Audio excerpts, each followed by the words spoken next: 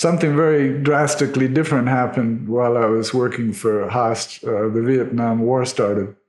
And I got this letter, greetings from the President of the United States. Those aren't greetings, man. Those are a death sentence. Because, yeah, again, like I said, I'm not a fighter. I have no desire to kill people. And this is precisely what they wanted you to do. And it was a time, this was in 65. So the Vietnam War was just ramping up at that time. And I've read quite a bit about it since then and found that although America technically wasn't at war there, they damn well were. And they were supposed to be advisors. And they were much more than advisors already. And between then and the 2 years I was in the Army, between 65 and 67, is when things really started ramping up. And, hundreds of thousands of Vietnamese were being killed. And tens of thousands of American soldiers were being killed by that time. And it was kind of an odd juxtaposition because I was definitely anti-war, but I was in the Army. And I guess just luck had it that I had 1 year of college and in science, and that meant I was perfect for medical service. Now, this is the intelligent way the Army worked, or maybe still works. It's interesting because the 10 of us who joined the 406 Medical Laboratory in Japan later on, and the William Beaumont General Hospital, all of us were either graduates or, no, none of us were graduates, but all of us had some science background in college, at least 1 or 2 years. And we were all made what's called pathology laboratory, medical laboratory technicians. And they taught us in 90 days, they taught us what is a course of 2 to 3 years outside. So we had to learn really fast how to save lives, how to draw blood, cross-match and type blood, and basically do all the tests, medical tests for people who are sick. And it was an incredibly interesting experience because you're learning so much about medicine in just a very short time.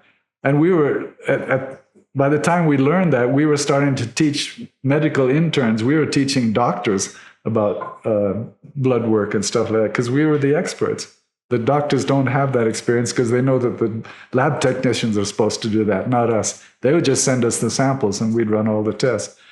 So it was fascinating work. And I went to El Paso, Texas, to this William Beaumont Hospital, which was a huge 1,000-bed hospital based at a place called Fort Bliss, which is one of the big forts where people were being sent to Vietnam.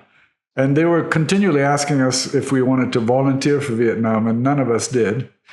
And then came one of the circulars came, would anyone like to volunteer for the 406 Medical Lab in Japan? And I and a couple of others said yes. So we got sent over to Japan for a 6-month duty to start what turned out to be the first supply of whole blood to the front lines in a war.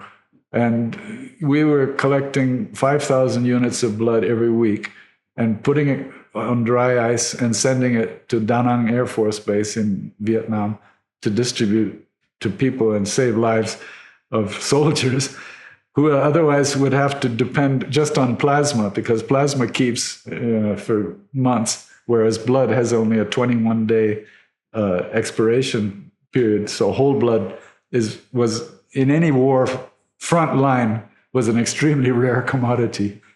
So again, I read up on this and found out later this 406 Med Lab was the first time in history that it was ever done.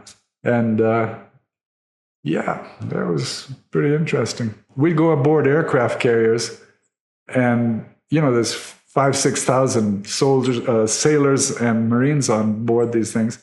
That's 5,000 or 6,000 units of blood. We could collect, 10 of us would collect it in 24 hours. We'd work in 3 shifts of 8 hours each, and we'd collect 5,000 units of blood and send it to Vietnam. Yeah, it was like a machine, a very well-oiled machine. Yeah, so we set up the whole system, and then there was a rotation of technicians who continued it, and all the way through to the end of the war. So, yeah, Japan was a neutral country, so we never collected any Japanese people's blood.